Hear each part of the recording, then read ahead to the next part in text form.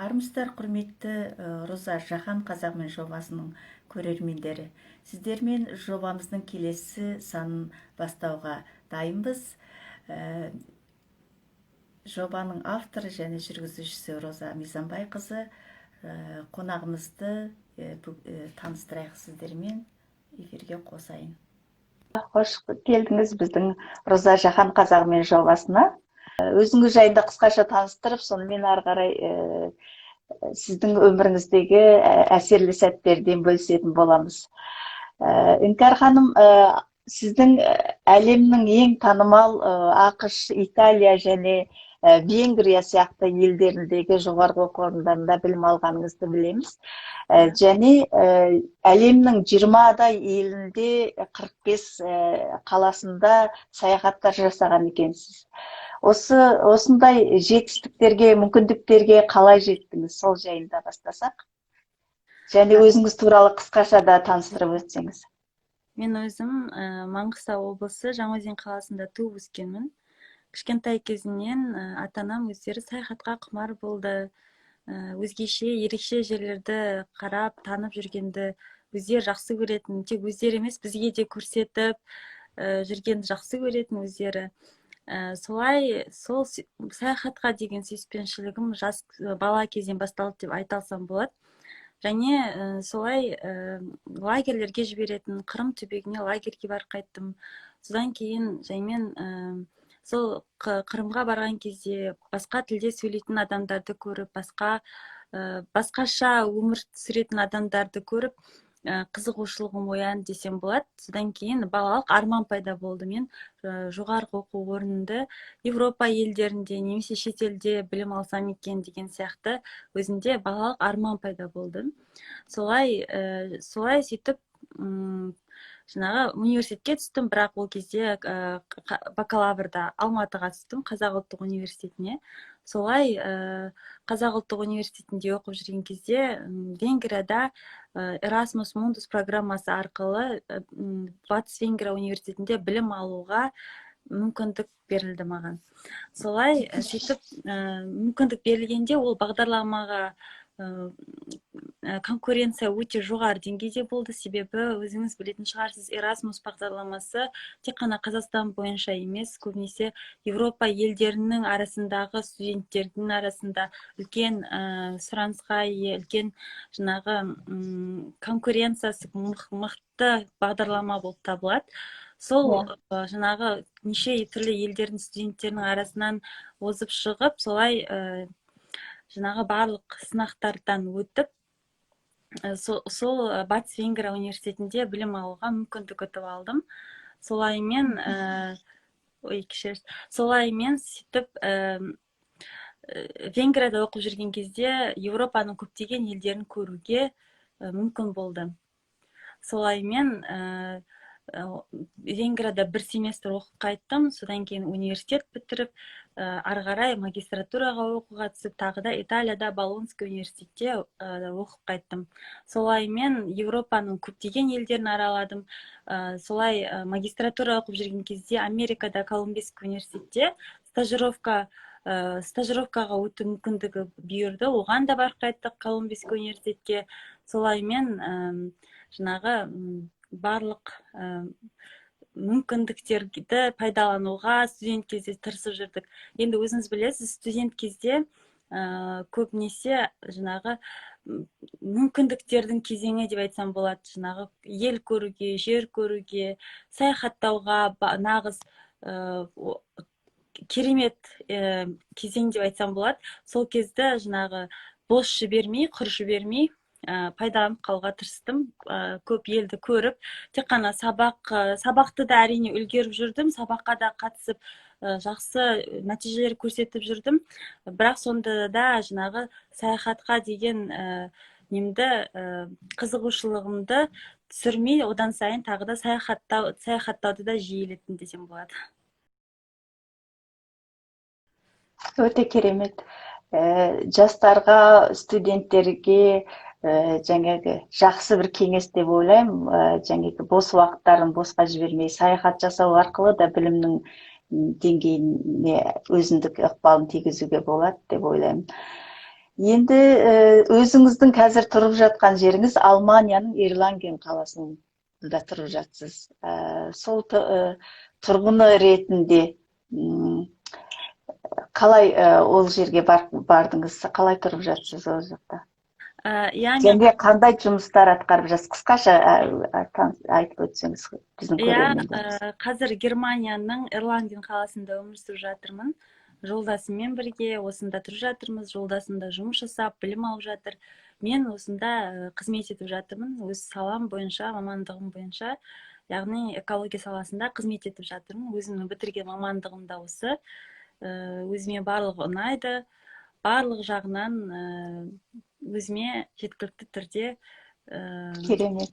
керемет деп айта аламын. Иә.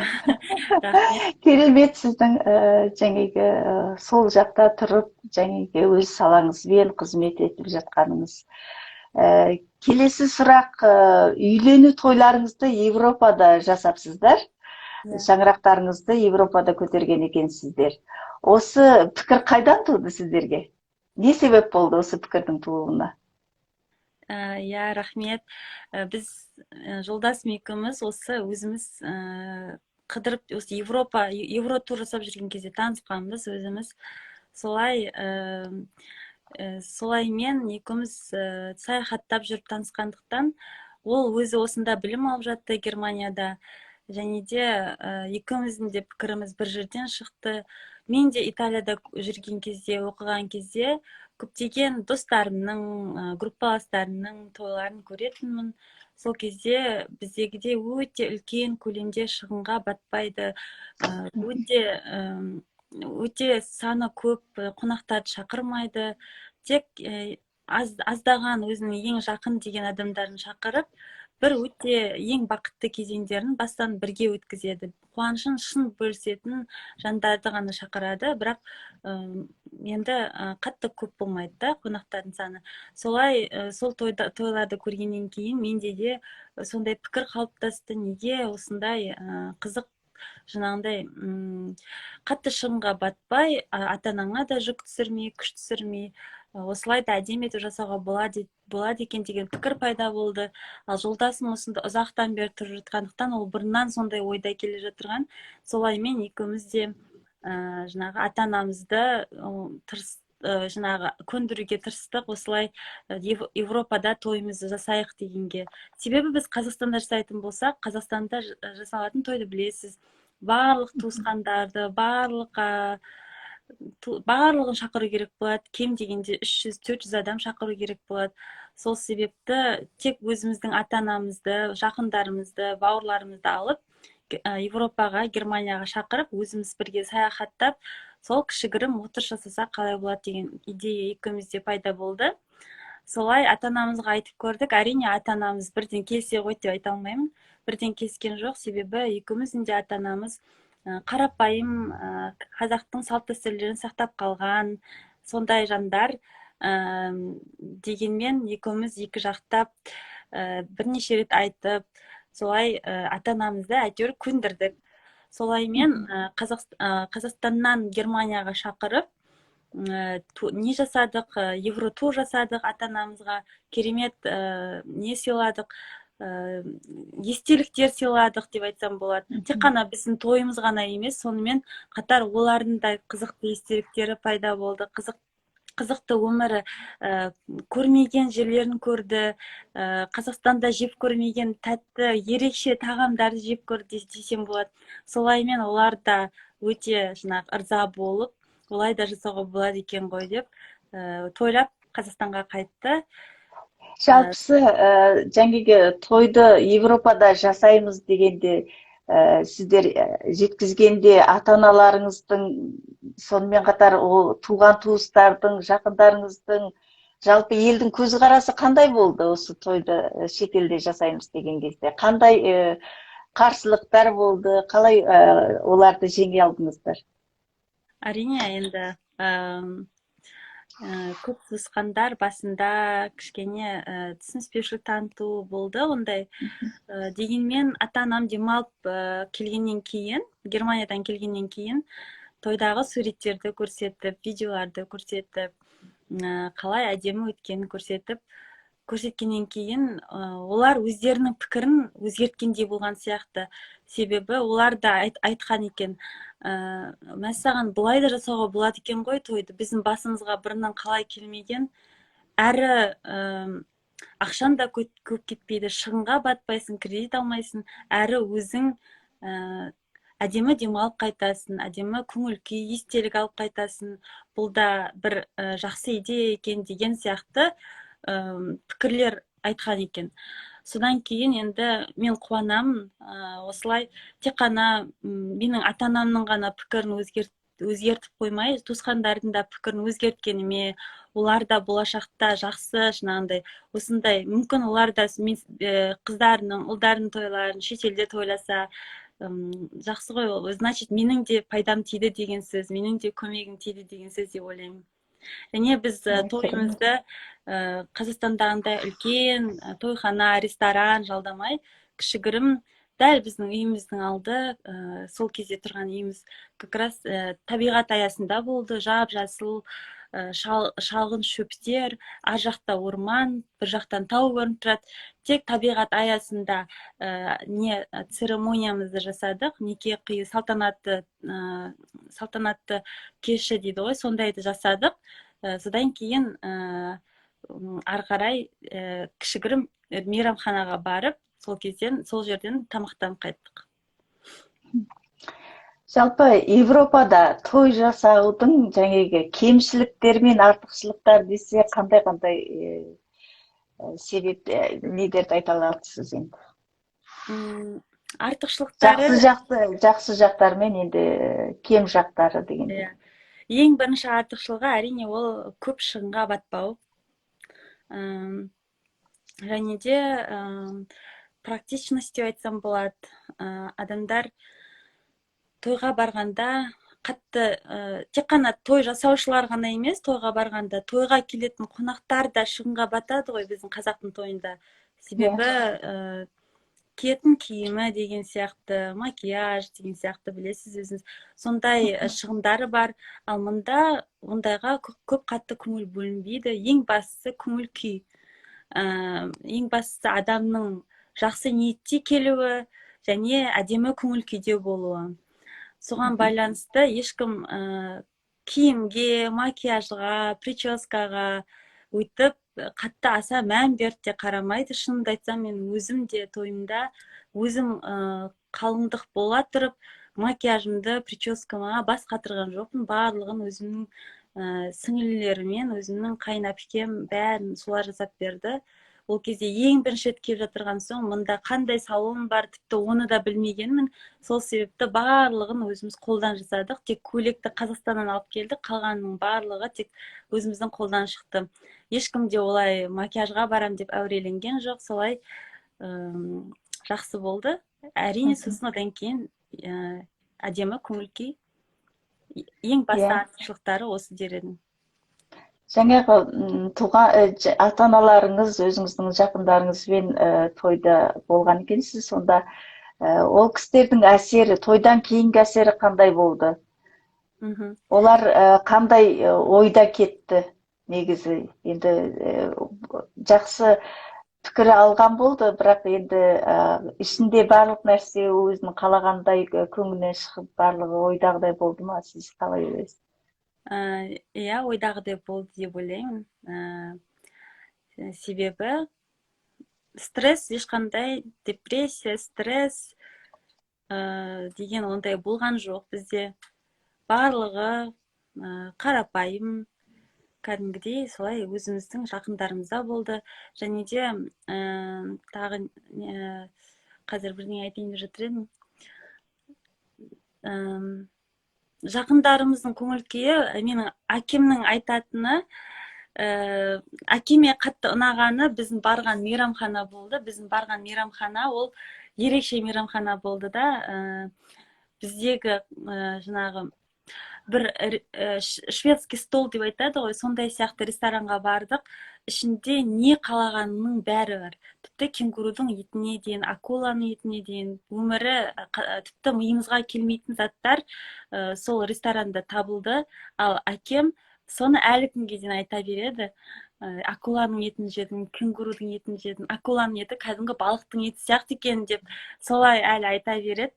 Сол әрине қуанамын, әрине ата-анама сондай ерекше өмірінде көрмеген ерекше тағамдарды ұсынғаныма, көрсеткеніме, осындай әдемі жерлерді.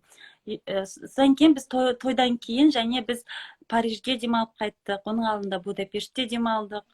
Әрине енді Париж кез келген, әсіресе әйел адам үшін, қыз баласы үшін, кез келген қыз баласы үшін, ол жасы кәрі болсын, жас болсын, Парижді көру, Эйфель мұнарасын көру, ол ең нағыз арман деп айтар едім, көп әйел адам.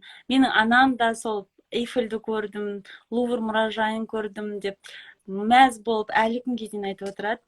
Луврға барғанда осындай болып еді ғой деп, Эйфельді көргеніне қуанып, түнде жарық жанған уақыттағы әдемі бейнесін қайта-қайта видеоларын қарап, фотоларын қарап, солай отырады. Әрине, яғни жаңашылдық ол кісілердің көңіліне сондай қатты шыққан болды. жаңашылдық, ерекшелік солай олардың көңілінен қатты шықты. Кәдімгі тойға барып 5-6 сағаттық тек тамақ ішу емес, сондай-ақ өмір бойы естен қаларлықтай естелік болып қалды. Керемет. Жалпы батыс елдерінде үйлену тойы қалай, қаншалықты маңызды, және осы жайында қатысып көрдіңіз ба тойларына? Европада, біраз елдерде болған кезде, Америкада болған екенсіз, сонда осы батыс елдердің тойға қаншалықты маңыз береді? Әрине, кез келген қыз баласы үшін үйлену тойы, жаңағы өзінің сондай ақ көйлек киетін күні ең маңызды күндердің бірі болып саналады. Ол үшін барлық қалыңдықта, күйеу жігітте өздерінің барлық қолдан келгендерін жасайды. Бірақ та жаңағындай қолынан келмейтін, ақшасы жетпейтін нәрселерге қызығып, ақшасы жетпесе де кредит алып, мүмкін емес ақшаларды өмір бойы төлеп отыратындай дәрежеде емес, өздерінің барлық мүмкіндігін қарастырып, солай мүмкіндігінше қарай жасайды, мүмкіндігіне қарап жасайды. Сондықтан әркім өз көрпесіне қарай көсіледі. Көрпесіне қарай көсіледі, иә. Сонысымен ерекше деп айта алар едім мен. Қарапайымдылық, яғни біреуге көрсету үшін, біреуге жаңағы әдемі көріну үшін емес, өзінің бар болмысымен адамдарға қабылдатуды, көзқарастарын солай қабылдатуды дұрыс көретін елдерден деп айтасыз ғой, иә, сонда? Иә. Мен де осы Европада біраз елдерде болдым, тойларына қатыстым, мен де өзімнің пікірімді айта кетейін. Сол кезде Австрияда бір тойға қатыстым. Сол кезде алғашқы барған кезіндегі той болды. Енді ол кісілер өте ауқатты, жақсы тұрады, өздерінің үлкен компаниялары бар, сол жерде өндіріс өнеркәсіппен айналысатын сондай кісілер болды. Келін түсірді, тойына шақырды, біз бардық. Мен ойладым, андай тойға барам деп, андай тамақ жемей өзімше нетіп барған ғой, сөйтсем тамақ жоқ, ол жерде андай стол жасау ештеңе жоқ. Андай бірнеше столдарда сусындар ғана қойып қойған, неше о да көп емес, андай бірнешеден бөліп ғана су және бірнеше фанта, кола, сондай заттар ғана қойып қойғанда, біздің елдің сусындарының өзі керемет көп қой. Сонымен сол тойда жаңағы әркім келіп құттықтады, бір сыйлықтарын ұсынып жатты, сөйтті. Бірақ ешқандай жаңағы не болған жоқ. 2 сағатқа дейін тойға келіп кетіп, құттықтаулар болған кезде ешқандай жаңағы тамақ, тәттілі бірдеңелер ешқандай ұсынған жоқ. Кейін 2 сағат өткеннен кейін барып, андай бір кішкентай пицца ұқсаған бірдеңе алып келді. Соны тарата әркім жегісі келгенін алып, жегісі келмегенін етіп айтып, сол жерде сондай ғана болды. Басқа ештеңе болған жоқ. Сондай үлкен бір өндіріс өнеркәсіпті басқарып отырған сол жерде Австрия өзі жаңағы ел ретінде де сондай ауқатты жаңағы экономика жағынан да жақсы болғанымен сондай андай несіне таң қалдым мен. Өзім аяғым да ауыр еді, сол кезде біраз қарным ашқан кез болды. Тойға барам деп. Кейін осы Польшаның өзінде өткен жылы университеттен сол жердегі университеттің түркологияның басқарып жүрген әйел кісінің тойына шақырды. Мен тойдағы шақыруында былай жазған екен да, тойға әкелетін гүліңізді, сыйлайтын гүліңізді дейді, осындай фундацияға жібере салыңыз көмек ретінде дейді да. Содан кейін тойға бардық, ешқандай жаңа сусын да жоқ, ештеңе де жоқ, екеуінің некесін қиды. Оның да қызығы былай, 30 жыл бірге өмір сүрген, 30 жылдан кейін тойдарын жасады. Жолдасы Германиядан, өзі Польшадан 30 жыл өмір сүргеннен кейін тойдарын жасады. Сонда мен тойдың да әркім өзінше ғана не дейді, ұнатса жасайды, қаласа жасайды, қаламаса ол ешкім ана тойың жасамай қойдың, анау мынау деген ешкімде сөзде жоқ. Сөйтіп некесін қиып, 30 жыл өмір сүрген адаммен некесін қиып, сол 30 жылдан кейін той ретінде жасады, бірақ мен үшін той емес, жай бір неке қию ғана болып қалды. Сондай қызықтар болды. Мен де ондай тоже Италияда жүргенде көп көрдім. Өзімнің группаластарым үйленген кезде шақыру жібергенде жазылып тұрды бірден. Ішетін өзіңіздің ішкіңіз келген нәрсеңізді, жегіңіз келген нәрсеңізді бірге алып келсеңіз болады деген сияқты мағынада шақыру билеті жіберілген болатын. Біз де дәл солай жасадық. Әркім өзіне жегісі келетін, ішкісі келетін затын алып барады. Солай ортаға қойып, бөлісіп, сол жерде жей қояды. Ешкім өйтіп, жаңағы той иелері олай бас қатырмайды. Не қоям дастарханға, не ішімдік қоям, не қандай тамақ қоям деген сияқты бас қатырып жүрмейді. Солай өтеді тойлары. Мен де осында көп отбасыны көрем, қанша жыл бірге тұрса да, тіпті заңды түрде үйленсе де, тойларын мүлдем жасамаған, тек барып ЗАГСке официально некеге тұрады, бірақ та олай тойларын өтіп жасамаған екен. Ондай жандар өте жиі кездеседі бұнда. Сонда андай бір үйлену тойына соншалықты бір әркім маңызды көрмейтін. Біздің елде үйлену тойы өте маңызды. Жаңағы отбасын құру, отау құрғызу біз үшін үлкен маңызды. Бұның да бір жақсы жақтары бар, әрине, ол өте керемет. Жаңағы отбасын құру деген бір жауапкершілік, осы жауапкершілікке деген ағайын туыстардың, ата-аналардың жауапкершілігі яғни. Сонда отбасының жаңағы жақсы сақталуына, жақсы діңгегін берік қылуына осы ағайын туыстар арқылы әркім үлесін қосады. Сондықтан біздің тойдың ерекшелігі, құндылығы осы деп ойлаймын, шаңырақтың берік болуына өз үлесін қосатын ағайын туыс жақындарымен бірге өткізу. Рахмет. Алдағы уақытта мен де үміттенем, біздің Қазақстанда да тойларын шамасы тек қатты шығынға батпай, шамасы келгенше шағын қылып, бірақ әдемі етіп өткізетін жаңағы отбасылар көп болады деп үміттенем. Қуанар едім сондайға. Сіздерге де отауларыңыз ордаға айланып, бақытты шаңырақ болударыңызға тілектеспіз. Ата-аналарыңыздың келуі, жаңағы құдалар болып бірге отыру сіздердің шаңырақтарыңыздағы үлкен бір қуаныш қой енді. Соны бірге атап өткендеріңіз қандай керемет дейді. Тойларыңызда сондай жақындарыңызбен бірге өткізгендеріңіз. Енді келесі сұрағым Ерлан қаласының тұрғыны ретінде. Жалпы сіз өзіңіз андай осы жастарға мүмкіндіктері жайында жазып жүресіз. Қай елде қандай стипендиялар бар, қандай мүмкіндіктері бар, оқуға, өмір сүруге, жұмыс жасауға қандай мүмкіндіктері бар жайында қазақтарға қолыңыздан келгенше көмектесуге тырысатыныңызды осы посттарыңыз арқылы мен білемін.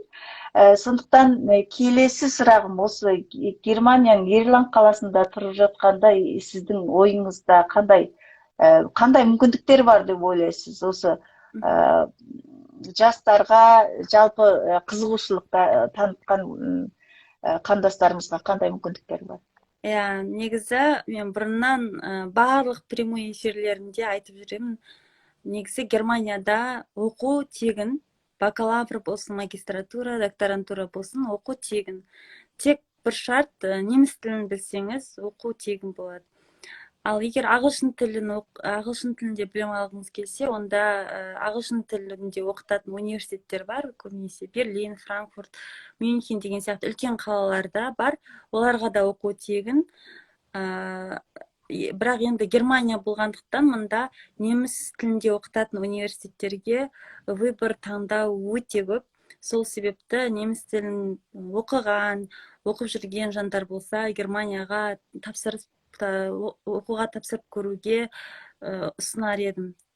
Себебі мұнда оқу сапасы да өте жоғары, және де оқу бітіргеннен кейін жұмысқа алып қалу мүмкіндігі өте жоғары. Тек қана жаңағы бітірген түлектің өзі осы мамандықта оқығым келмейді деп бас тартып жатса ғана жұмысқа кірмеу мүмкін, басқа уақыттарда кез келген жерден жұмыс таба алады көбінесе. Сол себепті неміс тілін білгендерге осы жерге келуге ұсыныс айтамын. Ал жұмыс жасау жөнінде келер болсақ, егер басқа елде, егер Қазақстанда оқуды бітірген болсаңыз, онда негізі қазір Германияда мынандай программалар жүзеге асып жатыр. Медицина мамандары, яғни олар дәрігерлер, немесе жаңағы медсестралар, медбраттар болса, осында шақыруға көп елден шақыртып жатыр. Себебі мұнда сондай медицина мамандары тапшы.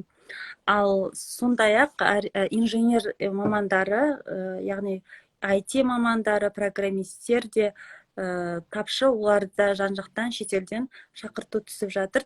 Кейбір жаңағы келгісі келіп жүрген, жұмыс жасағысы келіп жүрген жандарда неміс тілінің деңгейі өте төмен болса да, тіпті неміс тілін білмесе де, осында алып келіп, оқытып, арнайы тіл курстарына беріп, дайындап, осы жердің стандартына сай медицина мамандарын арнайы курстан өткізіп, бұрын оқыған, бірақ сонда да әр елдің стандарттары басқаша болады ғой. Солай осында дайындап, шақыртып жатыр. Солай көптеген медицина мамандары осында жұмыс тауып жатыр, басқа елден келген жандар. Соның ішінде Қазақстаннан да шақыртып жатыр қазір. Өте жақсы ақпарат, рахмет. Жалпы Европада өмір сүріп жатқандағы сіздің әсеріңіз, жаңағы қандай тұстары ұнайды, қандай тұстары сізге ұнамады? Әсері, мен Венгрияға барған кезде ең бірінші байқағаным, ең бірінші көзіме қатты ерекше түскені және қатты ұнағаны қарттарының, пенсионерлерінің кәдімгі әдемі өмір сүруінде. Әдемі болғанда өмірін наслаждация етіп өмір сүріп білуінде. Олардың сыры неде десем, оларға жаңағы пенсиялары жеткілікті түрде беріледі, және де сол пенсияларын олар саяхатқа жұмсайды ма, әлде басқа тағы да өздерінің қызығушылықтарына жұмсайды ма, қалай жұмсаса да жеткілікті. Сол маған өте қатты көңіліме жаққаны осы жағдай болған болатын. Германияда да дәл солай, тіпті өзіміз саяхатқа шығамыз ғой, көптеген саяхатқа шыққанда үлкен жастағы аталардың, әжелердің бізбен бірге, мысалы, тауға шыққан кезде де бізбен бірге жаяу тауға шығып бара жатқанын көріп, қызыққаным сол болды. Салауатты өмір салтын жеткілікті түрде ұстана білетініне қызықтым.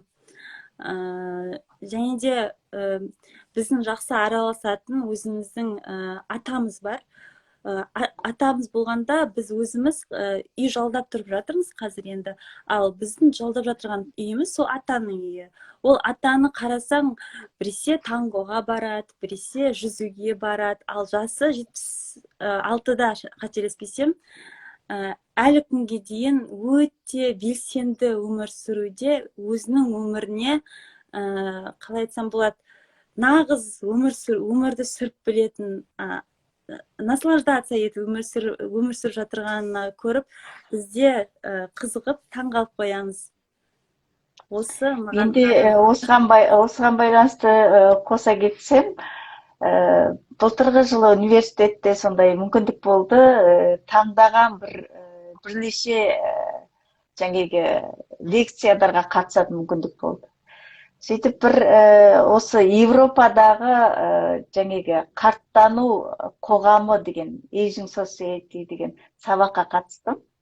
Сол сабақтан алған әсерім жаңағы бұл жаңағы ненің көптігі, қалай айтса болады. Жаңағы жұмыс жасап жатқан кезде олардың жаңағы пенсиялық фондына бөлінетін ақшаның көптігі, оның үстіне үкіметтен де солға байланысты көп ақшалар бөлінеді екен да. Әртүрлі жаңағы қорлар бар, организациялар бар. Солар осы саладарда тегін қарттардың актив болуына жұмыс жасайды екен. Және де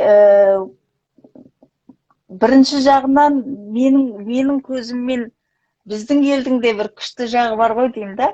Ата-анамызды, әке-шешелеріміз мысалы бізбен бірге өмір сүреді. Олар жаңағы біздің балаларымызды, немерелерін өзінің бағып, олармен бірге өткізіп, соның өзі қарт адамдарға активтік өмірді береді екен да.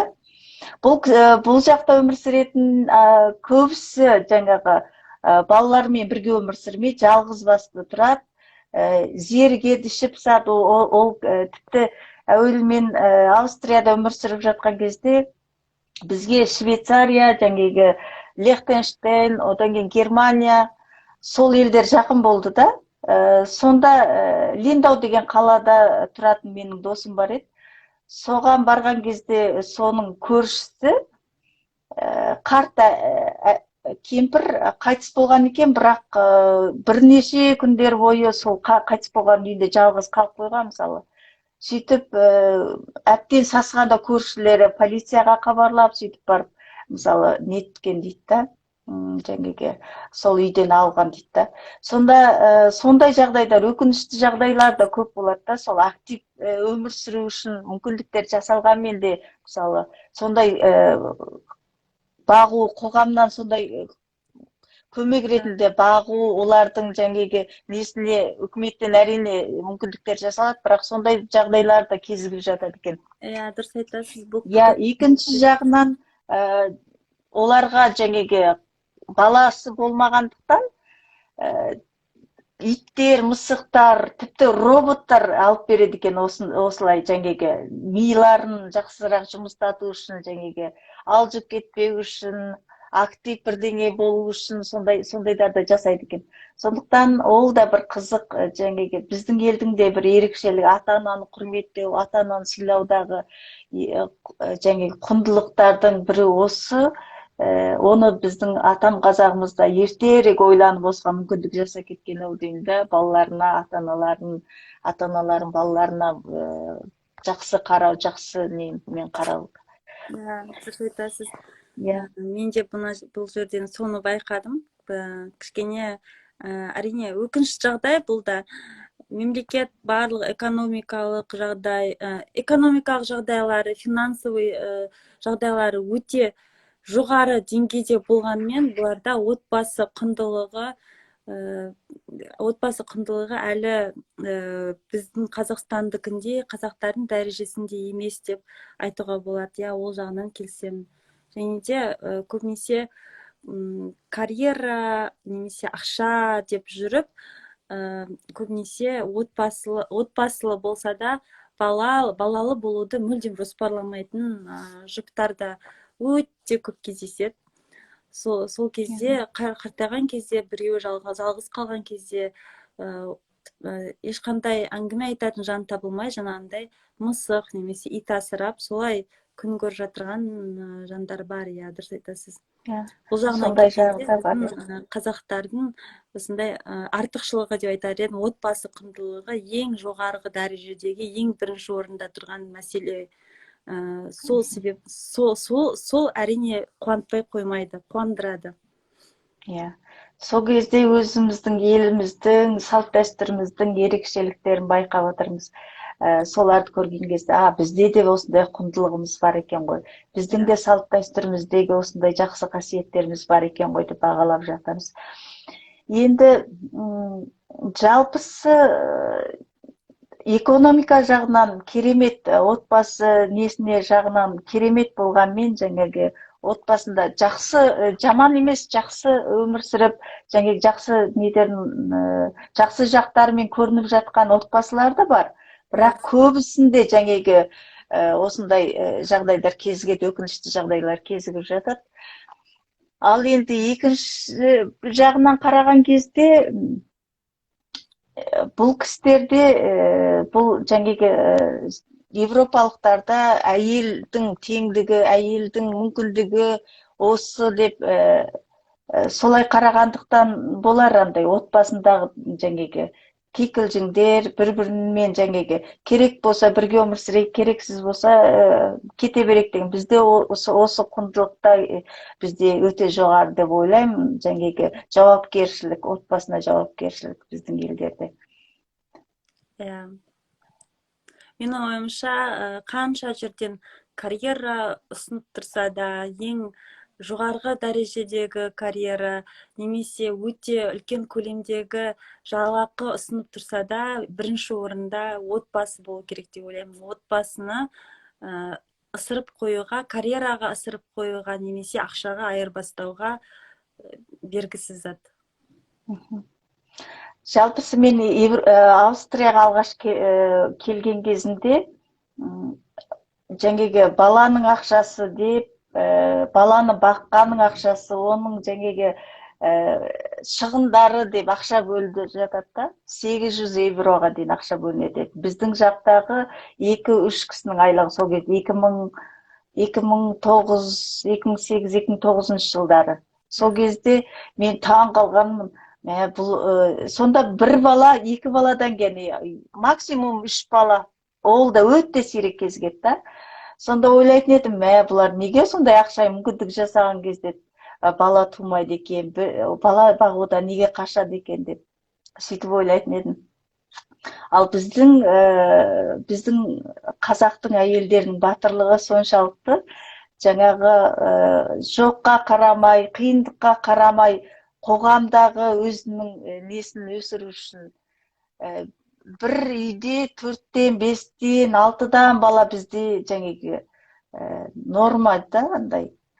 Ал бұл жақта 3 балалы ана, батыр ана. Енді жауапкершілігіне де өте көп мән береді да, бұл халықтағы ең бір несі жаңағы үйленгенінге 5-6 жыл баласы жүріп жүреді. Неге бала жоқ деген кезде, жауапкершілігін ала алмаймын. Оның жауапкершілігін, оның жаңағы жақсы қоғамда тұру үшін менің мүмкіндігім жоқ. Қазірге карьерамды жақсартуым керек деп сөйтіп айтады. Жалпысы балаға жауапкершілік өте жақсы, дегенмен біздің батыр аналарымыздың сол жауапкершілік, туған туыспен қарым-қатынасының жауапкершілігі, сонымен қоса жаңағы қоғамдағы өзінің орнын тауып, солай бәрін де бір жолда атқарып жүрген батыр аналарымыз өте көп, батыр қыздарымыз өте көп. Сондықтан біз соның құндылығын, біздің еліміздің, салтымыздың құндылығын дәріптеп жүрген. Қазір бүгінде тәуелсіздігіміздің, бүгінгі қазақтың санын арттырып, бүгінгі тәуелсіздікті нығайтуға үлесін қосып жүрген көп батыр аналарымыз бар. Анау дейді, мынау дейді, мынау жауапкершілік сіздік дейді, анау сондай дейді, мына осынша бала не үшін туды дейді. Ал мен айтар едім, қазақтың жаңағы тәуелсіздіктің беріктігі үшін майданда жүрген қазақтың батыр әйелдері, батыр қыздары, соларға үлкен рахметімді айтамын. Әрқашан сағы сынбасын, өмірдегі жолдары ашық болып, балаларының қызығын көруді нәсіп етсін. Осы бүгінгі тақырыбымыздағы негізі Европада жасаған той көбінде сол жайында болды. Бірақ дегенмен әйелдің жаңағы қарттардың қоғамдағы ерекшеліктері, біздің елдермен ерекшеліктерін айтып өттік. Жалпы қосып айтатыныңыз бар ма? Тағы айтайық. Көп балалы отбасылы болу бойынша қосып айта кетейін деп едім. Мен де өзім де көп балалы отбасыдан шыққанмын, 5 ағайындымыз үйде. Машалла. Иә, сол менің коллегаларым, достарым сұрайды ғой, үйінде неше бала бар деп сұраған кезде 5 баламыз десе, бәрі таңғалады осы Германияда. Қалай ол 5 бала, ата-анаңа қиын болған жоқ па? Әлде сен ата-анаң бай болды ма, бай ма деп солай сұрақ қоятын. Кәдімгі қарапайым отбасы деп айтсам, таңғалады, қалай 5 баланы өсірді екен деп, кәдімгі мүмкін емес нәрсе сияқты қылып елестетеді көздеріне. Невозможный нәрсе сияқты қылып елестетеді. Соған солардың несімен қарап отырып, шынымен де келсес, жаңа сіздің айтқан сөздеріңізге келіспеуге болмайды. Иә, шынымен біздің аналарымыз, Қазақстандағы әйелдер, жалпы әйел заты Қазақстандағы шынымен батыр жандар екен деп кәдімгідей ойланып қаласың екен сол кезде. Мен де 5 бала, отбасымызда 5 баламыз. Ал жолдасым 13 бала отбасында. 10 қыз, 10 жігіт, 3 қыз. Сонда осы жақта жаңағы отбасы туралы тақырыптар болған кезде, соны айтқан кезде ауыздар ашылып қалады ғой. 5 бала десе енді, ойбай 5 бала, онда сіздерге андай норма шығар дейді да. 13 бала бір анадан ба деп сұрап жатады. Сонда батырлығы соншалықты, сондай көп мүмкіндіктер, қиындықтарға қарамастан сондай бала тәрбиесінде кенде қылмай, қоғамды да өзінің орнын біліп, орнын жасап жүрген батыр аналар үшін. Бүгінгі тақырыбымыз өте қызықты болды. Сізбен осы эфир арқылы кездескеніме өте қуаныштымын. Рахмет, уақытыңызды бөлгеніңіз үшін. Сізге де рахмет. Мен де өте қуаныштымын. Сау болыңыз. Жақсы, сау болыңыз.